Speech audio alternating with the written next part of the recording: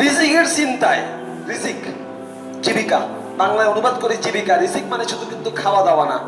রিজিক মানে শুধু ভাত, কোরমা, পোলাও, ফল ফলাদি খাওয়া না। আপনার সন্তানও আপনার জন্য রিজিক। সুন্দর একটা পরিবেশ আপনার জন্য রিজিক। শান্তি, স্বস্তি, মনের ভিতরে প্রশান্তি, এটা আপনার জন্য রিজিক। সুন্দর একটা বাড়ি, সুন্দর একটা ফ্যান, এসি, এগুলো আপনার জন্য রিজিক। আপনার ভালো একজন বন্ধু, ভালো একটা আত্মীয়, এগুলো আপনার জন্য রিজিক। আল্লাহ সুবহানাহু ওয়া তাআলা রিজিকের অনেক বড় কনসেপ্ট আমাদেরকে দিয়েছেন। তারপর আমরা রিজিক বলতে মূলত বুঝি খাওয়া দাওয়া। মূলত বুঝি কি? খাওয়া দাওয়া। ঠিক আছে, খাওয়া দাওয়া নিয়েই কথা বলি। এই পেটে সামান্য খাবার দিতে হবে, তাই না? এই পেটে সামান্য খাবার দিতে হবে, যাই খান না কেন, কোরমা খান, পোলাও খান, আর পান্তা ভাত খান, হ্যাঁ, যাই খান, হজম হওয়ার পরে কি ভিন্ন কিছু হয়? হ্যাঁ, ভিন্ন কিছু হয় না। তারপরও খাই, খেতে মজা লাগে। আল্লাহ সুবহানাহু ওয়া তাআলা স্বাদ দিয়েছেন মুখে, হ্যাঁ, যতক্ষণ খাই ততক্ষণ মজা লাগে। খাচ্ছেন, হালাল হারাম বাজ বিচার অনেকে করি, অনেকে করছি না। এই রিজিকের চিন্তায় আমাদের রাতে ঘুম হয় না। এই রিজিকের চিন্তায় 24টা ঘন্টা আমরা ব্যস্ত থাকি।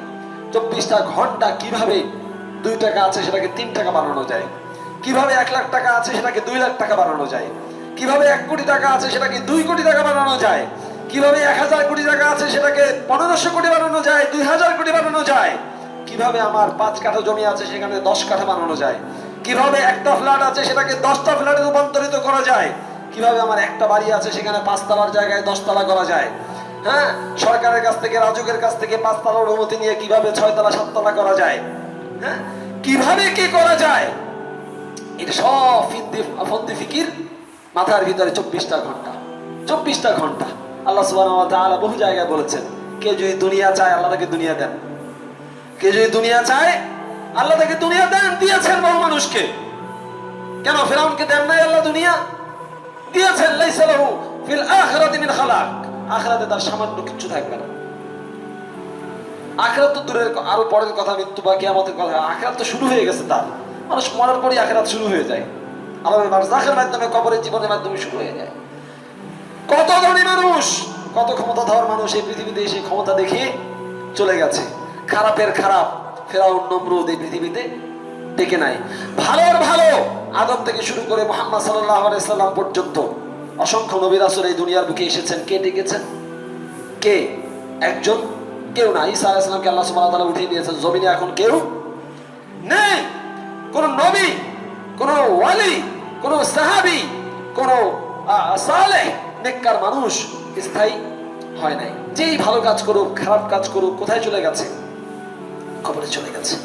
কবরে যাওয়ার পরে কি হচ্ছে জানি না, কিন্তু এতটুকু বলি, দুনিয়ার জীবনে যারা চেষ্টা করে, দুনিয়ার একটা সুন্নাহ আছে, দুনিয়ার একটা সিস্টেম আছে।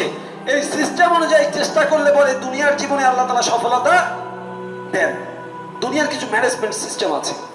বলতে পারেন, ভাই আল্লাহ সুবহানাহু ওয়া তাআলার কাছে তো এই দুনিয়ার সামান্য পরিমাণ মূল্য নাই, তাহলে আল্লাহ বিল গেটসকে এত সম্পদ দিচ্ছেন কেন? মেক্সিকোর কার্লোস স্লিম হেলুকে এত পয়সা দিচ্ছেন কেন? আল্লাহ তাআলা অমুককে এত পয়সা দিচ্ছেন কেন? দুনিয়ার তো আল্লাহর কাছে মূল্য নাই, তাহলে আল্লাহ তাদেরকে এত নিয়ামত দিয়েছেন কেন? ভাই, দুনিয়ার কিছু সুন্নাহ আছে, দুনিয়ার কিছু নিয়ম আছে। এই দুনিয়ার ব্যাকরণ, দুনিয়ার গ্রামার, দুনিয়ার ম্যানেজমেন্ট অনুযায়ী যারা চলে, আল্লাহ সুবহানাহু ওয়া তাআলা ওই দুনিয়ার ম্যানেজমেন্টের কারণে তাদেরকে দেন, কিন্তু তাদের জন্য আখিরাতে কিছু নেই। আবার যারা এই দুনিয়ার ম্যানেজমেন্ট সিস্টেমকে ফলো করে, দুনিয়ার উপকরণগুলোকে ব্যবহার করে, কিন্তু এর মাধ্যমে আখিরাতকে তালাশ করে, আখিরাত অর্জন করতে চায়, আল্লাহ সুবহানাহু ওয়া তাআলা তাদেরকে দুনিয়াও দেন, আখিরাতও দেন। এরকম ভুরি ভুরি প্রমাণ রয়েছে, ভুরি ভুরি প্রমাণ রয়েছে। আপনি বিল গেটসের উদাহরণ দেখেন, আব্দুর রহমান আস-সুমাইতের উদাহরণ দেখেন না, শেখ রাজিহির উদাহরণ দেখেন না, সৌদি আরবের আল্লাহজি ব্যাংকের যিনি মালিক। এরকমের বহু অসংখ্য হাজার হাজার বিলিয়নিয়ার ট্রিলিয়নিয়ার মুসলমানদের মধ্যে আছে, তারা দান করছে। আমরা 5 টাকা দিয়ে 10 বার ফটো তুলি, কিন্তু বহু মানুষ আছে কোটি কোটি ডলার দিয়ে, কোটি কোটি রিয়াল দান করে একটা বাড়ির জন্য নামটাও জানতে পারবেন না, নামটাও জানতে পারবেন না। গত সপ্তাহে মারা গিয়েছেন, আপনারা সবাই জানেন, সবার ঘরে আছে হিসনুল মুসলিম, একটা ছোট্ট দোয়ার বই।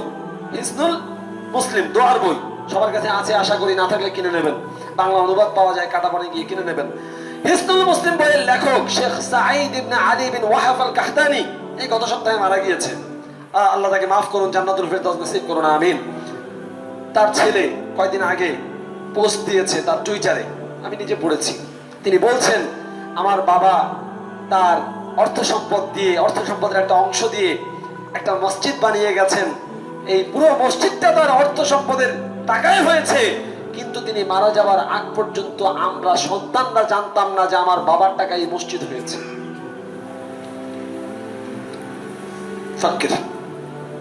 ফাক্কির চিন্তা করুন, একটু ভাবুন, চোখটা বন্ধ করে একটু ভাবুন, গালি যা দেওয়ার দেন আরব ওলামায়ে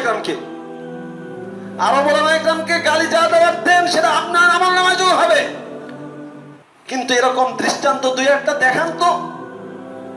আপনি তো একটা ইট দিলে 10টা ছবি তোলেন, একটা নোট দেওয়ার আগে 10 বার না আপনার নাম ঘোষণা করতে হয়।